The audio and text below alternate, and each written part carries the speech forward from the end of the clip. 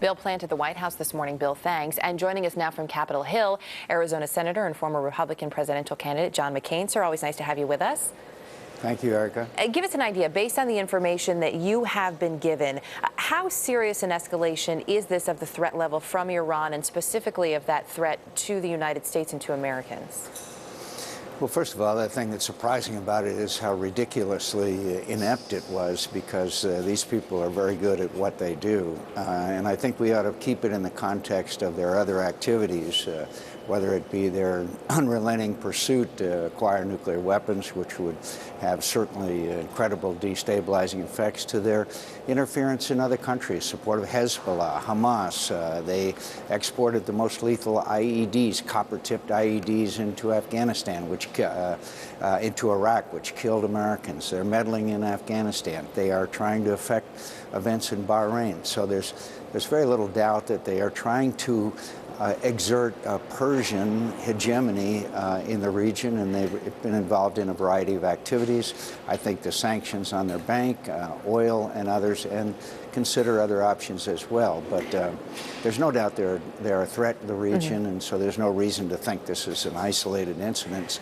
But it is surprising to me how inept it was. So based on that then, how inept it seems to you, others have called it comically amateurish, how high really do you think this went up the chain of command? Do you think this was something that was known about or even perhaps authorized by President Ahmadinejad or even the Ayatollah?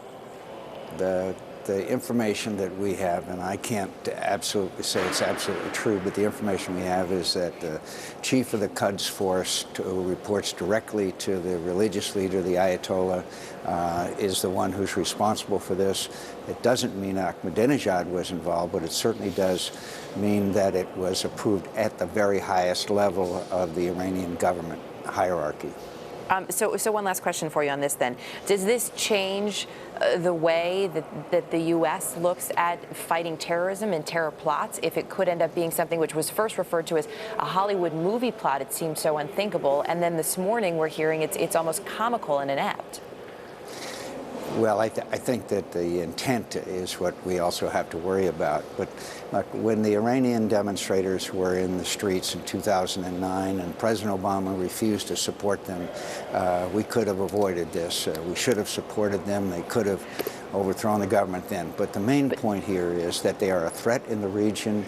They have done a lot of very bad things, and the acquisition of nuclear weapons means that this kind of reckless behavior they've displayed here could translate itself into a really serious problem. I have to go back to one thing you just said. Are you Sure. saying then that the president's actions, or in your estimation, his inaction at that point in time, may have influenced this particular plot?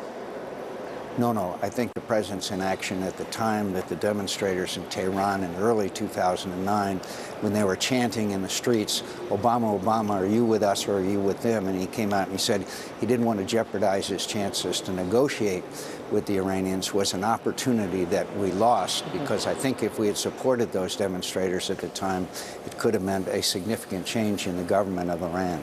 We do need to move on now to Sure. some domestic politics at this point, specifically the jobs bill, which the president had put forth. I know you voted no in the Senate on Tuesday night, but you were working on your own jobs proposal, which we're supposed to see, if I'm right, later today. Give us an idea, what will be in that plan that is different?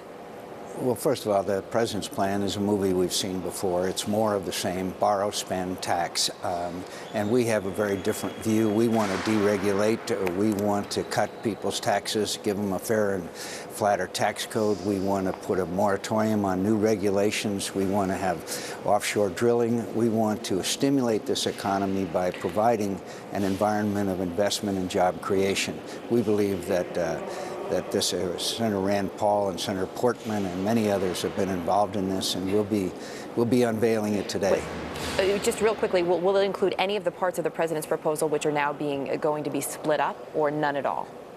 Nothing similar. I think there are some areas of common ground we can find, but philosophically, the president believes government creates jobs. We believe business creates jobs, and we want to provide an environment for that to happen. Senator John McCain, appreciate your time this morning, sir. Thank you, Eric. Jeff Glor at the news desk now with